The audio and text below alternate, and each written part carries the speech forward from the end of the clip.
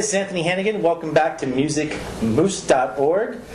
We've been talking a lot about the mandolin and technique, and so many people are excited, including myself. We want to get into some right-hand techniques, and one of the coolest right-hand techniques that was inventable by a man by the name of Jesse McReynolds. I'm sure it may have been around a lot earlier than that, but the person I learned it from was Jesse McReynolds. It's called crosspicking. And we did something in the previous exercise where we were just picking the notes and kind of crossing over the strings some, doing our down and up. Well, crosspicking is very, very similar, and it's a great technique or an exercise to do to get your hand kind of separated from the rest of what you're doing musically.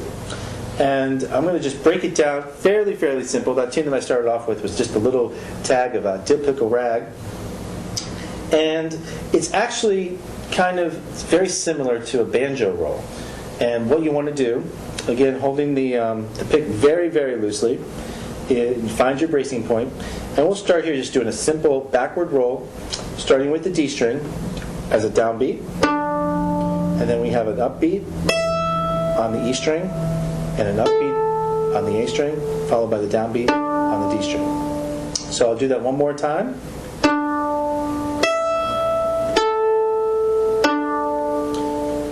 Now we'll speed it up a little bit.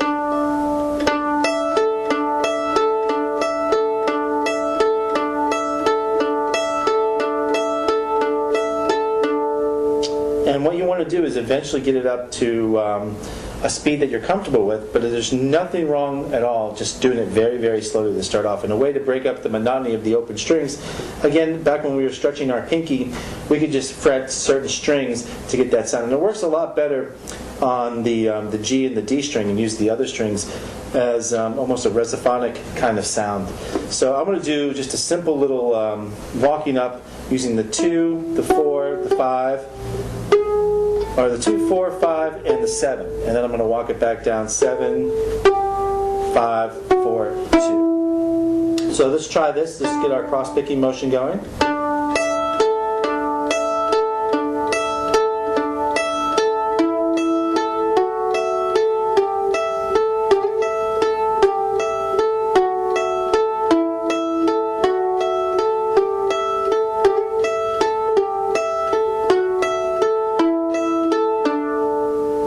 Now I'm going to play it a little bit up to speed, and how you can see where this is going to go later on from there. And what I like to do, you can use any combination of notes you want to, but just for this exercise, we're going to stick around that right there, and we might work ourselves up to the 9 and 10 too.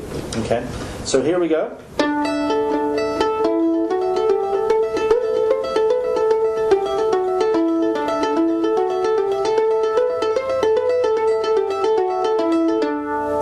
And that's kind of at a moderate speed. You can actually play it even slower.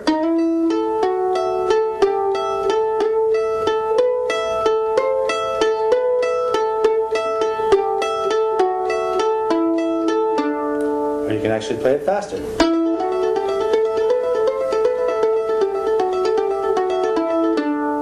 And this works great anytime that you're searching for a melody line and you're looking to play some fill over some existing chords that are going on with the band, or if you're not sure of the melody and you want to come up with a break for that particular song. And it works over a lot of the chords whenever you have an A string or a vacant string available. In this case, if I'm using my G double stop used on the 2nd fret A string and the 5th fret on the D string,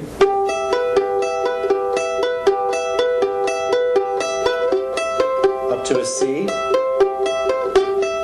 back to the G, to a little D,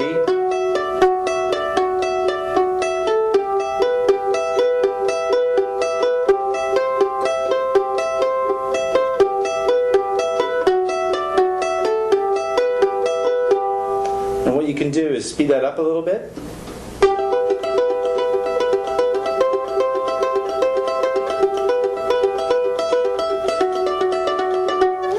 And so on. You'll get the feel for it up and down the neck. And you can do it a lot, especially on the A and the E string, and the inside chords is what I like to call them. And it works on these chords too.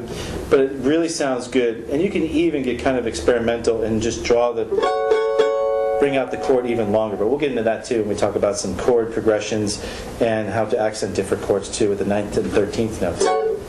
So we'll take a little tune like Ball and Cabbage Down, and we'll do it in D chord. And you can see how I can just run around on this, just using the 4th fret, the 5th fret, and the 2nd fret on the D string.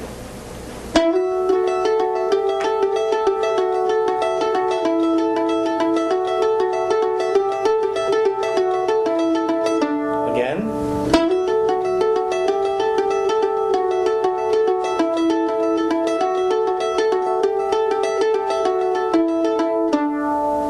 And basically all that is the down on the D, up on the E, up on the A, and down again on the D.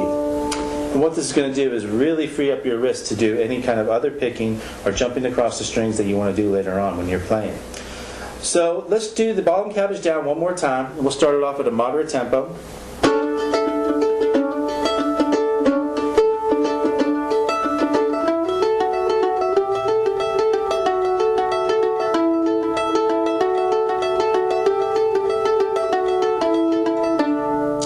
Just end right there. That's the first part of Ball and Cabbage Down, a great fiddle tune that I highly recommend learning in any kind of jam circle or just for your own personal arsenal of tunes.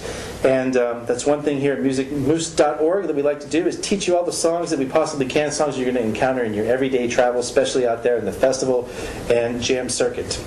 So, again, down on the D, up on the E, up on the A, down on the D. You want it to sound like a very fluent roll.